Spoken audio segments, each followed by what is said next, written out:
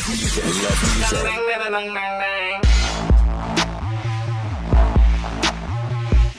So let it talk. Oh, when we erupt into the room.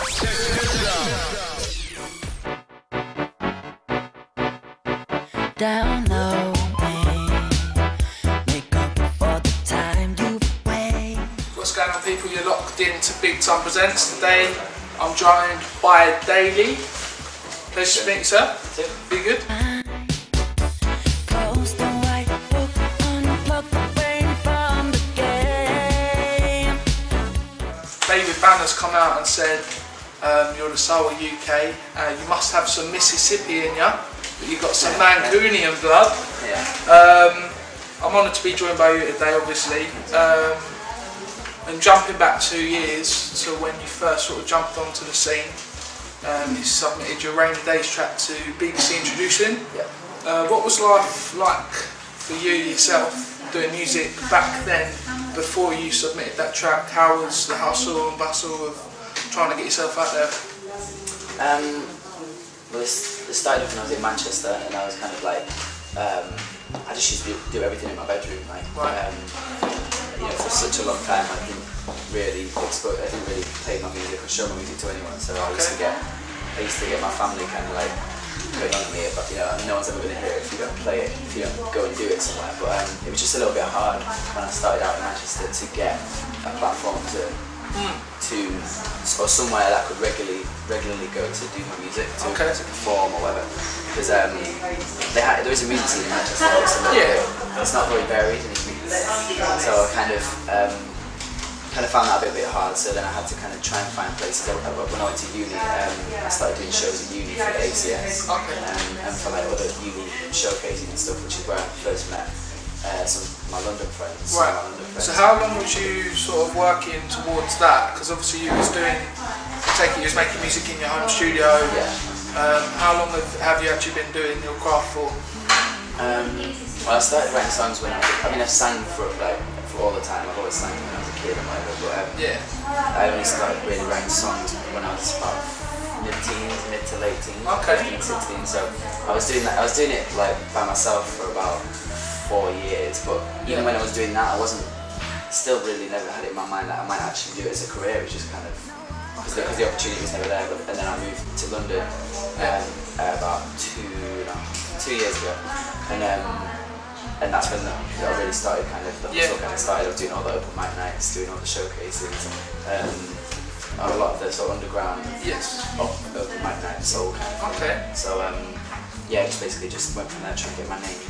Okay, so you got that buzz back then at the sort of end of 2009, really, when you submitted that track to BBC Introducing. Obviously a great platform for unsigned artists. You then went through and progressed with 2010.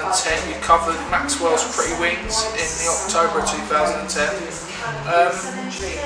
which has been your most popular cover to date, currently standing at nearly 250,000 views on YouTube, which is pretty good achievement for a cover.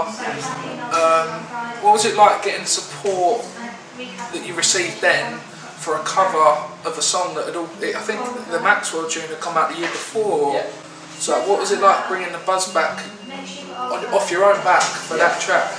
What was it like back then? It was good. I mean, it was quite gradual at first, because when I first put it out there, it wasn't that, you know, there was only people who'd seen me live who saw it, and then as I started to do a bit, my name got out there a bit more, did the Gorillaz thing, a few other things that started to get more views. But I mean, I didn't really think about it like that. It's just that I love the song, and I worked it out with my guitarist, like just that arrangement of it, and it just felt so good. You know, when you can really make something feel like your own. Because that's what I was just about to say. When you do your covers, you always look and sound so involved with the song. It's like you've written it yourself. And obviously, being a Mancunian, I remember you covered Oasis's Champagne Supernova. You made that song your own. What is it you enjoy about covers, and is that your aim to try and make it your own, or why did you pick the certain song? Or? Well, I think Yeah, it's almost like I'd hate to do a cover and do it. My thing is I'd hate to try and do a cover and do it worse than the original. Like, Yes. You know, I think that's just it's not good. Really. So I only really try and do it if I feel like I can make it not necessarily better, but just make it as good in my own way. So, Okay. like, you know, you and also passionate? just pay respect to the song. You know, because like Maxwell's an amazing songwriter. Yeah. You know, I love the song, so I want to do it justice. Yeah. So So you're also passionate about the music you're performing. yeah. Yeah. And obviously, I have to like feel the song. There's no way I can sing it because I try. Sometimes I'm thinking of covers and I want to do a certain cover, Yeah, and I'm singing it, and I'm just not even. I can't even convince myself. So it's no. That's when I don't do it. Okay, fair enough. One of my personal favourites of yours was obviously Love Is a Losing Game. Go and check that out on YouTube. How did the loss of Amy Winehouse affect yourself? It was pretty weird really because I've always been a massive fan of her music. Like I've had all her albums and I've always loved her as an artist. But I wasn't like an obsessed fan. Like I wasn't like you know, emotional about it in that way. I just liked her music a lot. And I heard that she died and we were watching it on TV. You know, guitarist and obviously I thought it was really sad. It was really such a shame. And then. But I wasn't emotional. I wasn't emotional about it, and then so we just went. So the rest of the day we were just in the studio. We said, "Oh, let's just put music on." So we were listening to just Amy Winehouse tunes, and then the demo of "Love Is a Losing Game" came on, and it's like I just sat there and just completely out of the blue, just tears, just hit, and it's like it was so weird, unexpected. But then I just think that's you can tell. Then I realised how much of an impact her music actually has had on me. And I just, even now, like when I see footage of her, stuff, it's just such a shame that almost like people just saw it coming, but still didn't get avoided, and it's just like that's what's so sad about it. So I just think it's a massive loss to music, like all over the world, not just in the UK. Definitely. She's just a pure vocalist. Yeah, I'm sure she'll be very proud of your cover. I really enjoyed it. So. Moving on, upbeat, we're going to talk about the Gorillaz situation with Tonne. Yeah. Is that how you pronounce it? Yeah.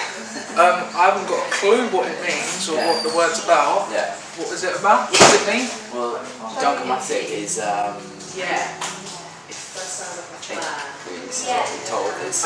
it was one of the first electronic drum machines or something like that. One of the first electronic drums and sounds that's came about. I think it was Korg that made it. It was like it had a specific sound, but it was like one of the first ones. It's kind of like a classic old instrument kind of thing, but electronic instrument. But then I don't actually think the Tonne is in the song, but it's got that kind of same sound. When we first wrote the song, when Damon first did the music for the song, I think that was kind of like the rough title because it just sounded kind of Tonne, just no one knew what it meant. But then we just decided to keep it and we just added in brackets all played out, so that's what we call it. Right. So so that's kind of where that was from. Okay. How did the record come about? Gorillaz. Yes. It was through I did a gig for a friend kind of thing, and Damon Albarn's wife, Susie Albarn, came down to the gig, and I met her there, and we got on, and she said she liked it, and she liked the performance and stuff, and then I think she went back and played my stuff today and made my stuff on YouTube, and he had a project coming up that he wanted to work with some more soulful vocalists on, so I got a call to come down and jam with him at the studio, so we did that, and it was really good. It was just like, he's just an amazing songwriter and musician, so versatile, and it was a real affirmation for me, someone like him to want to work with me at that stage in my career. It was amazing, so we did that, and then a couple of months later we got involved in the Gorillaz thing. Yeah. Obviously they're a worldwide band. I believe you went and did the tour as well with them. Yeah. At the end of last year. What was it like flying around the world with them? And did you have any favourite cities that you liked or venues that really stuck out for you? Yeah, well I did like they were already on the tour when we wrote Tonne, so I kind of joined the tour probably more than halfway through. But we did LA was amazing. We did the LA dates. My first one was in Arizona. Yeah, Arizona. And And that was the really scary one, because it was the first one I'd done, and it was like in front of about 15,000 people, which is the biggest crowd I've ever played. And then the second one was in LA, which was like, there was just a real buzz about that one, because it was like the big LA show, so that was one of my favourites. But then I also liked, we did the UK and Europe, and I think, I mean, Manchester was great, because I was going back to my hometown now, in the main arena, doing. Obviously, it was a bit special for yourself. Yeah. I mean, that was a really good show. London was obviously amazing at O2, but I think Paris was also, that had a really nice vibe, and the crowd in Paris were amazing, and that was the last one I did, so I think Paris was my favourite. Well, that's really impressive. Obviously, a year after getting your track Rainy Day supported by BBC Introducing, you was in the list for BBC Sound of 2011, which was put out at the end of last year. He was obviously alongside the likes of Jessie J, Fretch 32, Jamie Woon and Nero, etc. What was it like being ranked among that talented bunch so early on in your career? Like, no debut single, no album out, nothing. Picked by over 150 industry representatives. That must have felt amazing. Yeah, it was. It was just like, it was amazing. That's the only word for it, really. It was just. I felt like I'd worked as well for it. You know, I'd really worked that year, so it was really nice to see that my name had been put in that list and it had been noticed. It was a little bit weird in some ways because, like you said, like a lot of the other artists in there, they kind of almost had their albums ready to go or their singles. Yeah. So at first, at one point, I was a little bit like, oh, does this mean I have to like put my album out now? But it wasn't. I mean, it could have felt like that, but it didn't, because, you know, it was just good, amazing to have the recognition, and I had the mixtape almost ready. So it's kind of like the mixtape was the thing that I the mixtape is the thing that I kind of put out there off the back of that to kind of to make for 2011, you know, because the album's going to come out in 2012. So yeah, so I'm just glad that I was able to put something out this year that I'm really proud of. Definitely. And it obviously just, you know, the BBC have been really supportive of me from the start, so I always appreciate that. That's brilliant.